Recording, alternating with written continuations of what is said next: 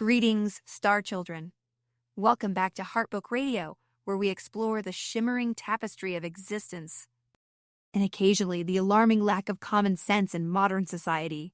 I'm feeling a particularly potent alignment of Venus and Mars today. How about you? Feeling the love? Love? The only thing I'm feeling is the impending doom of Western civilization thanks to snowflake book reviewers and avocado toast. But sure, love. We're here to talk about a book today, right? Some drivel about poetry. Oh, always so grounded in the concrete. Yes, we're diving deep into the world of You Between the Lines by Katie Naymon, a debut novel that's vibrating with all sorts of interesting energies. It's a story about a former sorority girl, Lee, who gets accepted into a prestigious MFA poetry program. Raw sorority girl poetry sounds like a recipe for disaster. Like a chihuahua trying to herd cattle. What's next? A book about a competitive knitting circle. And plot twist. Her high school crush turned nemesis. Well, now William, with all the pretentious trappings, is also in the program. And he's writing poems about her.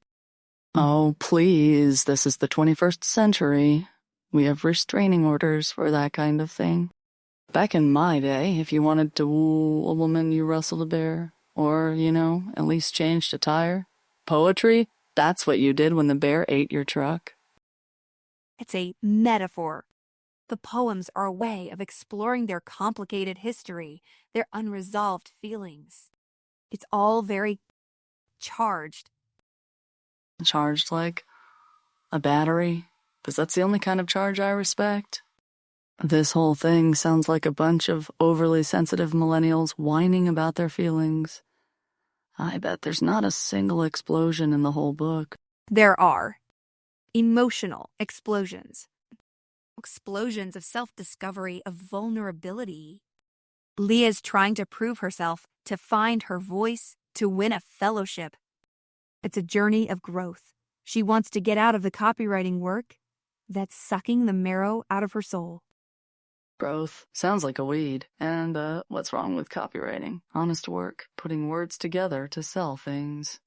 Like, buy this tactical flashlight. It's so bright it'll scare away government drones and bad poetry.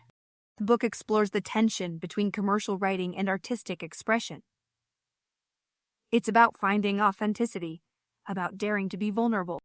Something you might want to explore, by the way. Oh, your aura is looking particularly constipated today. My aura is fine. It's radiating pure, unadulterated American freedom. People do still read poetry, and this book is resonating with a lot of them. It's an angsty, eccentric read. People are saying it's gorgeously crisp, with characters that are all-timers. One reviewer said, "Leah's my soulmate, and Will is the gold standard for book boyfriends." Another one said, "It hurts so good." Soulmates. Gold standard. Sounds like a bunch of woke nonsense. I bet Will wears a man bun and drinks soy lattes. He wears sweater vests, and he might enjoy a lavender-infused beverage from time to time. The book is full of yearning, of stolen glances, of that delicious tension between two people who are both drawn to and terrified of each other. One review called the book a masterclass in yearning. Yearning? I yearned for a time when men were men, women were women, and poetry was about... I don't know. Conquering things. Like Ode to a Chainsaw. Now that's poetry. The book also delves into mental health. Lee struggles with anxiety and people-pleasing, while Will is dealing with the loss of his father and his own insecurities. Loss of a father, huh? That's rough. Even I can appreciate that. Okay, maybe there's a little bit of human interest in this story, but I'm still not convinced about the poetry. It's beautifully written. It's woven throughout the narrative, adding depth and emotion. Viewers are praising the delicious angst and the undercurrent of nostalgia. It's a book you will remember. Angst? What got your angst right here? This whole woke agenda is making me angsty. They're trying to take away our gas-guzzling trucks and replace them with Electric scooters. Let's bring it back to the book. You Between the Lines is a story about finding your voice, facing your fears, and maybe, just maybe, finding love in the most unexpected places. Fine, fine. But if there's not at least one scene where someone throws a poorly written poem into a bonfire, I'm demanding a refund. And a tactical flashlight.